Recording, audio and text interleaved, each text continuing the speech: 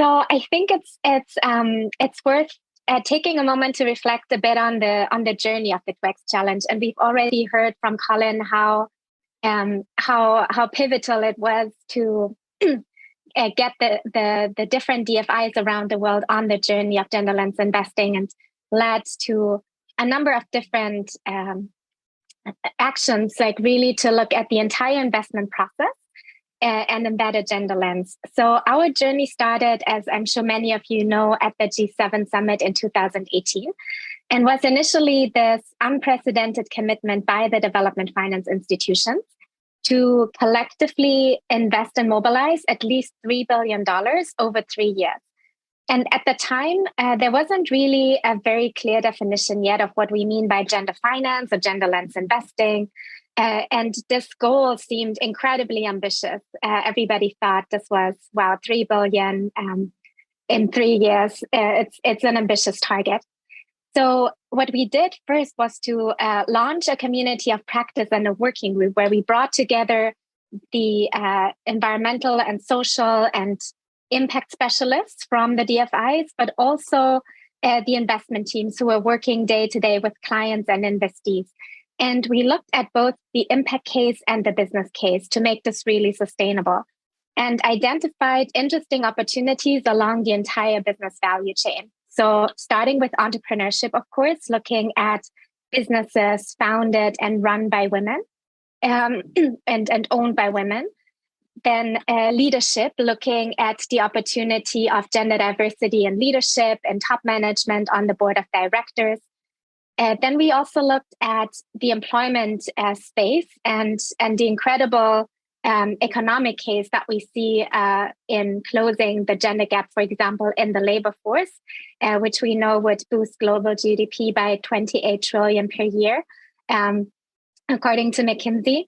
And then importantly, we also looked at products and services design. And that is, I think, especially important, and where we've seen a strong case for both business and impact in the women's health space, where solutions have been particularly underfunded or been gender blind in the past. And so equipped with kind of that evidence base, that early evidence base of the business case and the impact case of gender finance, we collectively developed the 2X criteria as a shared framework and a set of shared definitions and metrics of what we mean by gender finance. The 2X criteria focus exactly on these areas that I just mentioned. So entrepreneurship, leadership, employment, and products and services.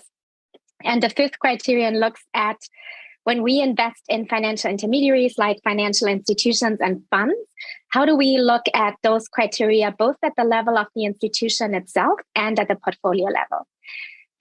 We spent the early days really focusing on harmonization. So we collaborated with the Global Impact Investing Network and the IRIS Plus standard and integrated our underlying metrics into that existing standard, so that basically overnight all the investors worldwide that were already using the IRIS Plus standard could easily also adopt the 2X criteria and these metrics.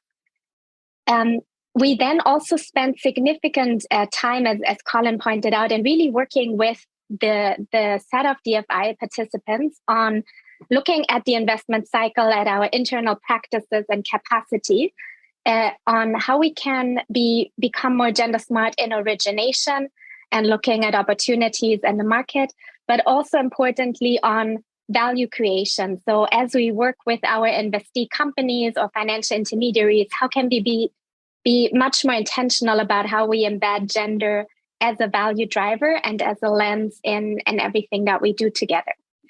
Fast forward, as I'm sure many of you know, we were able to significantly surpass our original target. And we ended the COVID year 2020 with 11.4 billion invested and mobilized. So it was significantly more than the original 3 billion target. And what was particularly interesting was that the COVID year of 2020 was incredibly successful. That was when we had kind of seen the learning curve and really were able to have a strong pipeline and make significant gender smart investments.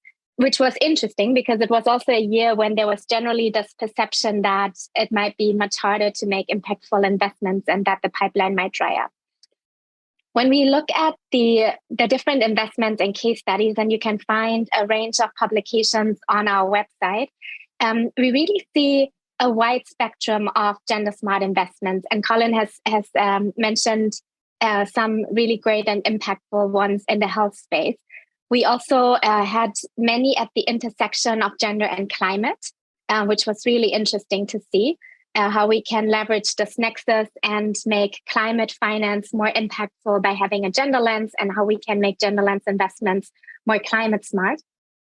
We also saw interesting examples, for instance, of gender bonds. So the first private sector women entrepreneurs bond in Asia Pacific that was issued under the 2X challenge. We had interesting fintech investments that looked at tech and how to make tech products more gender smart and incorporating kind of the women's perspective. And also direct investments, for example, in agribusinesses that took a gender lens across the value chain to make their entire model more inclusive and gender smart.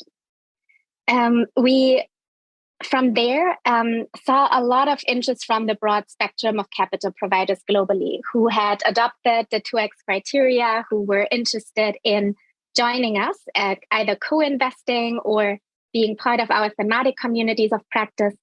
And so building on the success of the 2X challenge, we launched what was then the 2X collaborative that brought together institutional members from across the spectrum of capital providers.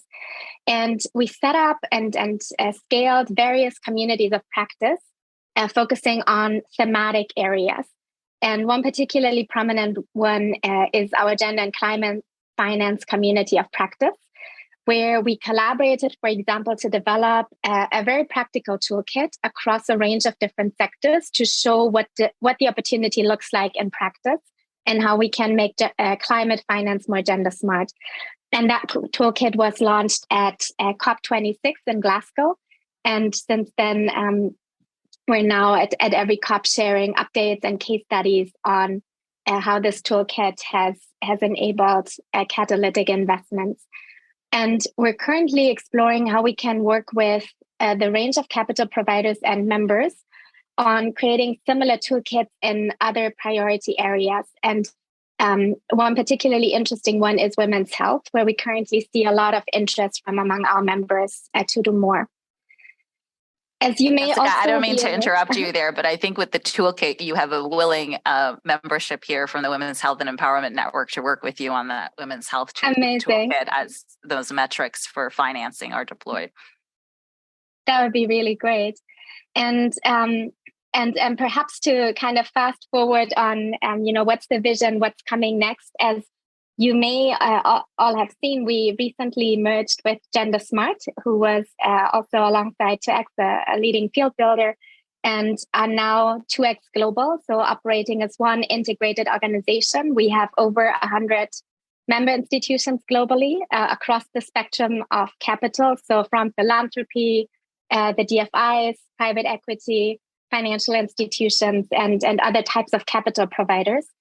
And in addition to building more toolkits and really advancing the field of gender finance, we're also keen to launch the next 2X challenge, where we want to now crowd in the full spectrum of capital providers. So building on the success of the previous 2X challenge led by the DFIs, and where other private investors were co-investors, we now want to open up participation to the full spectrum of capital providers.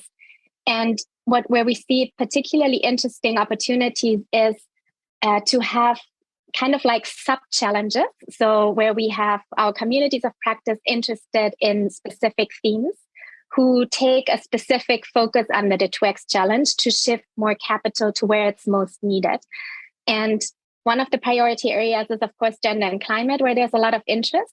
But what we're seeing at the moment is that almost more popular than climate at the moment is health. And we have a significant number of investors globally who are keen to have, under the 2X challenge, a focus on women's health, and would love to collaborate with all of you to see how we can really build capacity of those who join the next 2X challenge and collaborate on impactful investments.